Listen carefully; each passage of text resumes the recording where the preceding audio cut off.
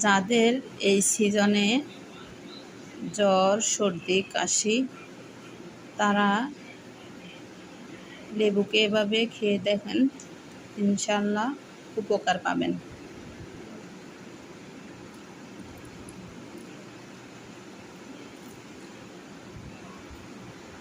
প্রথমে লবণ দিলাম,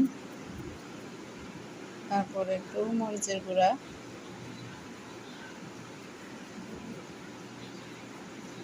এই সিজনে অনেকেরই জ্বর সর্দি কাশি গলা ব্যথা বিভিন্ন সমস্যা,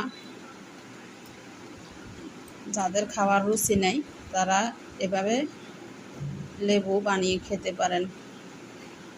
এখানে দিয়ে দিচ্ছি বিট লবণ,